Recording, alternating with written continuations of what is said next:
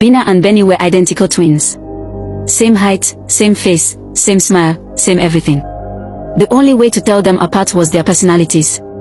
Bina was quiet and careful. Benny was bold and fearless. But if they wanted to, they could fool anyone into thinking they were the same person. Their parents divorced when the girls were 7. Their mother, Mrs. Adeyemi, took Bina and moved to Ibadan. Their father, Mr. Adeyemi, kept Benny and stayed in Lagos. The plan was for the girls to switch every school holiday, but as the years passed, the visits became less frequent. Money was tight. Transport was expensive. Life got in the way. By the time they were 16, Bina and Benny only saw each other once or twice a year. But they talked every single day on WhatsApp. They told each other everything. Every crush, every problem, every secret. Bina was in SS2 at Victory Secondary School in Ibadan. She was the kind of student teachers loved. Always early. Always prepared. Her hand shot up for every question. She wanted to study medicine and had the grades to make it happen. That's why when Mr. Ton became her new mathematics teacher in September, Bina paid extra attention. Mathematics was her weaker subject. She needed an A to keep her average high. Mr. Ton was 34, married with 2 children. He had short black hair and glasses, wore teacher's formal shirts and trousers. He spoke English like someone from a private school. All the girls thought he was handsome. All the teachers respected him. For the first 2 weeks, everything was normal. He taught well. He was patient. Bina's math score started improving. Then one day, he asked her to stay back after class. "Bina, you're a very bright girl," he said, standing too close to her desk. "I think you have potential for greatness." "Thank you, sir. I would like to give you private lessons. Free of charge. To really push you to the top." Bina hesitated. "Sir, my mother can't afford extra lessons right now." "I said free, Bina. Consider it my investment in your future." His smile was wide, but something about it made her uncomfortable. She agreed. What else could she say? He was her teacher. The first lesson was in an empty classroom after school. He taught mathematics. Nothing strange happened. Bina relaxed. Maybe she'd been overthinking. The second lesson, he sat closer. His hand touched her shoulder when explaining a problem. "You're so smart, Bina. So beautiful too." Bina shifted away. "Sir, please. I just want to learn." Of course, of course." He laughed like it was a joke. The third lesson, he didn't teach at all. He locked the classroom door and sat on the desk in front of her. "Bina, I've been thinking about you," he said.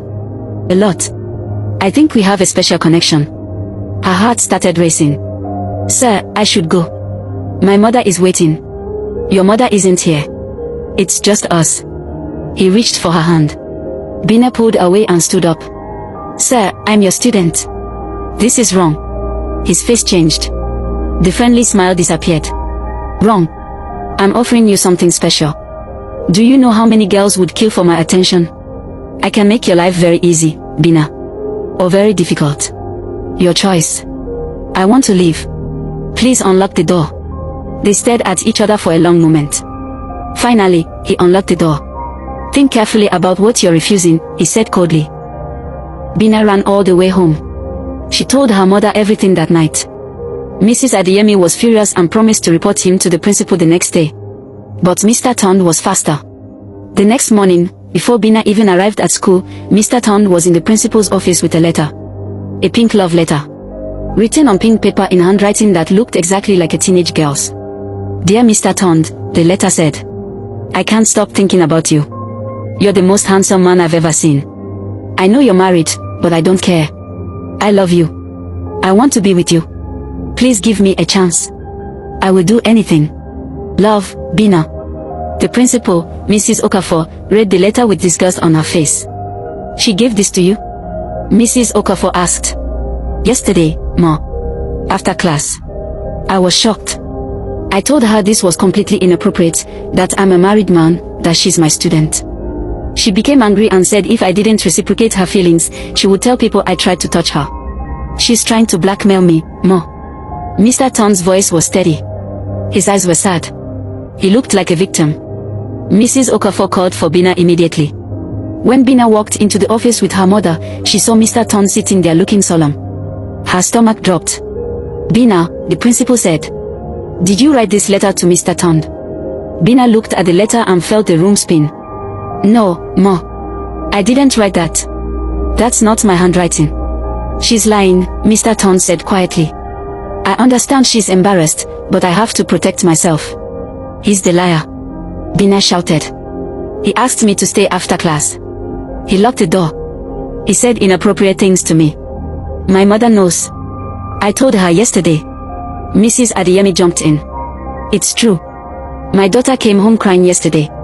This man tried to take advantage of her and now he's framing her. But Mrs. Okafor had already made up her mind. Mr. Tond was a respected teacher. Bina was just a student. Students lied all the time to get out of trouble or get revenge on teachers who gave them bad grades. I'm very disappointed in you, Bina, the principal said. This kind of behavior is not tolerated at Victory Secondary School. You are expelled effective immediately.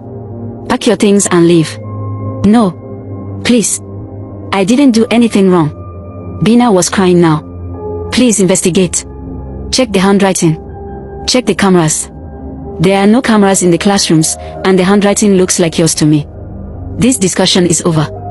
Bina was escorted out of the school that day. The other students whispered and pointed. By afternoon, everyone had heard. Bina wrote a love letter to Mr. Tond. Bina tried to seduce a married teacher.